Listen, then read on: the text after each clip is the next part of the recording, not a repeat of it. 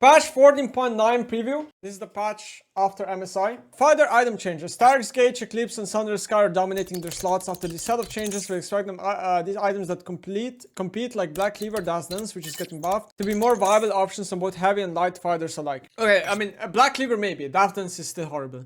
Mao is receiving some changes to make it less of a sharp always counter to magic damage uses by focusing more of its defensive power budget relatively in the shield, rather than just face tanking all the magic damage. So yeah, basically Mao is getting like a reshape, where it's gonna become worse for ADCs, better for bruisers. Champ hitboxes. Champ hitboxes have been pretty inconsistent for a long time, and consistency lover Riot Freak found an opportunity to do a pass. This will mean things like champions will be more consistent to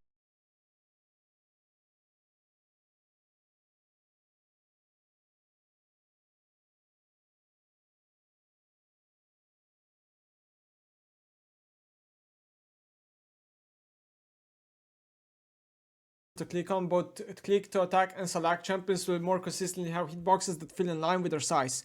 Warwick and Briar will not be Yordle sized, and Victor will not be much larger to click than Leona. Okay, so Freak does this a lot. Over the last 12 months, Freak has gone to many of these little adventures that he does, like fixing Mage's attack speed, like reworking the mini shards in runes. He does this a lot. He really is like a numbers lover, and I kind of get where this is coming from. It is like, if you actually see the numbers, some of the champions have absurd hitboxes for no reason. Skarner, a combination of fixing Skarner's recommended items, players learning optimizations, queuing before E, and shifting him into jungle led him to be pretty powerful. We're hitting him with another nerf. So already did a micro patch, they did a micro patch, it obviously wasn't enough. Skarner was mega overtuned. I think he had like 58% win rate on top lane, so he's turned out to be pretty elite skewed, kinda like Cassandra, hard spike on level 9 as well as optimization heavy. We're thinking about ways to even out his skew between roles. Ideally jungle and top are both viable, but top lane having a healthy lane pattern and jungle being a primary role. I don't even know what this means, top lane having a healthy lane pattern. These are just like empty words here, but yeah. I get it. They're trying to make him a jungler, and if the people want to play him top, they can, but it shouldn't be more than jungle. Got it. Power creep pass. One of the stories of this patch is being more intentional about power creep. The last few patches have been pretty buff heavy, so we're looking to push some power out of some champions.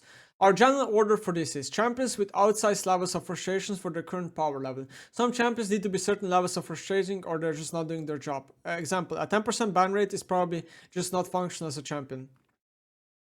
Champions with known high mastery who are sitting over 50%. 31 months Skladge. Thank you, Mariam. If Azir is sitting over 50%, we know something's probably wrong. Champions who have been stale for a long time at a high side of balance power level. Example, they're technically balanced, but balanced on a wide spectrum, and they've been sitting on the borderline of OP for a while. So basically like shaking up the meta, got it. Draven, we know Draven is one of these champions that typically belongs in the category 1, which is frustration. We don't believe he's overpowered, but he's certainly pretty frustrating, especially as he comes back into the meta. We'll be monitoring his frustration closely and expect it to go down over time. More on boss and arena post tomorrow. Okay, so I don't think he, because I'm reacting to this a little bit late. Let me just see his Twitter, but I don't think he.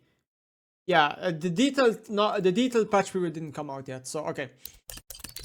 Okay, so we have certain champions being buffed or nerfed. Now some of these already reacted what the nerfs are going to be, right? So Amumu. Let me pull this up. So Amumu is right here. Wait, where is it? Here. Amumu is gonna get base AD increased from 53 to 57 and base armor increased by 3. So I guess early game buffs for Amumu. These are early game buffs for Amumu, which basically buff more of his high elo than low elo. I don't really know what these buffs do. I mean, I guess they do increase his clear by a little bit maybe. And maybe in some auto attack heavy skirmishes in early game, this could make a difference. 3 armor is obviously nice for Amumu. The AD is, like, even though it's 4 AD, which is a lot, he's not an auto attacker, right? So I don't know what this is gonna do. Then we have Karma. Karma Q slow increased from 30% to 40%. So yeah, that's fine. RE AoE move speed increased from 12% to 15%. RE AoE shield increased to 100%. So again, they're buffing Karma more of the E, They've done the same thing last time. They're trying to move Karma away from the playstyle where she buys Malignance and becomes a poke mage, and they're trying to make her more of a utility / supportive thing. I mean, this is fine. I don't think these buffs are too big, but at the same time, Karma is a frustrating champion and people don't like playing against it. Actually, let me just react to this first. Kassadin nerf right here. So the R, they were planning to nerf R, which I thought was really dumb, and they're reverting it. They're doing an E 10% AP ratio. I don't think this is going to kill Kassadin. I think what this does is it makes Kassadin worse in losing matchups, and it makes it so he's more reliant on counter picks and picking him in correct spots. This is fine.